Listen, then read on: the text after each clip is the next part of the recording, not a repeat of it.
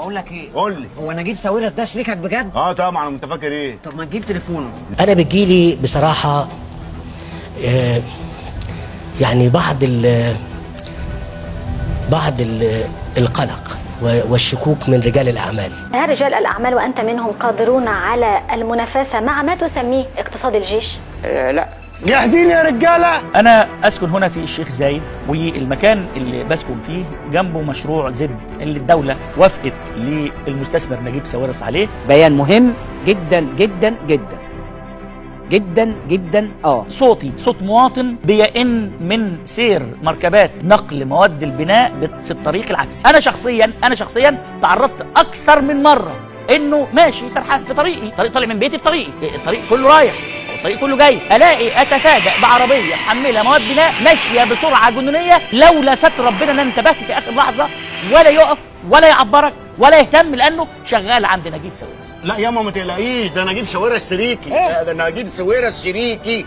طالما انا اتكلمت فخلينا نتكلم بقى على الموضوع كله. انا ساكن جنب زد، وانا بقول بشكل واضح جدا انا جاي في حاله صداع شديد لاني مش عارف انام. قوم حضرتك عشان تنام. كل يوم بالليل حفلات صاخبه، ما تعرفش حفله بمناسبه ايه، حفلات راقصه صاخبه زي الاغاني بتاع المهرجانات اللي بتسمعوها وبتشوفوها والحاجات دي. مفيش حد يقدر يتحمل في بيته هذا الشكل. اقعد بقى تلكك بقى، يقول لك مش قانوني بقى، فاهم؟ الدولة المفروض تبقى ريجوليتر، مش يعني الدولة تنظم عملية الاستثمار، تساعد الاستثمار القطاع الخاص وما تخشش انها تنافسه. حلو.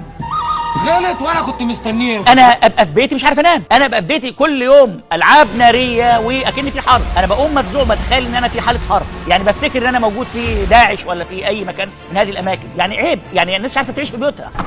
يا عم انت مش عارفين ننام. لم يراعي مشروع زد والقائمين عليه قيمه الجيره المصريه. سكان شارع نصر الدين اسفل الجسر فوجئوا بهذا المشهد، بعض العمارات السكنيه في الشارع أصبحت ملاصقة تماما للجسر. نجيب دايما يتكلم يقول لك أنا راجل صعيدي وبعرف الأصول، بقول لنجيب لا، اللي بيحصل في زد عندك لا علاقة له بالأصول ولا القيم المصرية ولا الجدعنة الصعيدية اللي أنت دوما بتتكلم عليها. انت راجل مش جدع. مفيش عندنا مشكله خلاص، كل المستثمرين اهلا وسهلا بيكم قولا واحدا. وبعدين تعالى بقى،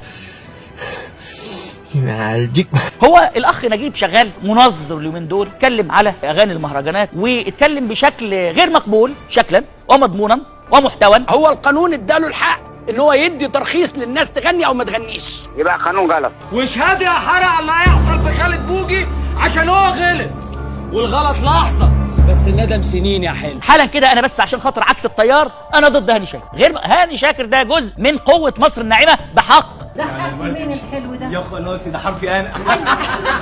انا نفسي احضنه. يلا حبيبتي. ربنا يخليكي وما يحرمني منك ابدا يا رب. وبعدين يا جماعه ده نقيب الموسيقيين، يا جماعه المهنه الموسيقيه نقيب اللي علم الاجيال، واللي احنا الذوق الرفيع يشنف اذاننا بينظف ودنا. والان مع المفاجاه. سيبي شباكك مفتوح ليه تقفليه وهوايا. سخيف بشكل مش ممكن، يعني الكلمة بتفرق يا جماعة، الكلمات اللي بتتقال فاضحة مثيرة، كلمات لا تتناسب مع حد. والله شيء أتحدى واحد يكون عنده ذرة أخلاق يسمع هذا الكلام. زي امبارح ما الكلب نطفة محرمة في رحم موبوء أحد هؤلاء السفلة، واحد وقح كان واحد تافه، كان واحد إمعة إحدى الرقيعات. يا أخي والله العظيم أخلاقك العالية دي أحرجت ميتين أهلي. بقول للمهندس نجيب وكل الناس، مصر فوق الجميع، مصر فوقنا كلنا، مصر خيرها علينا كلنا، مصر هي سبب الخير على الناس كلها.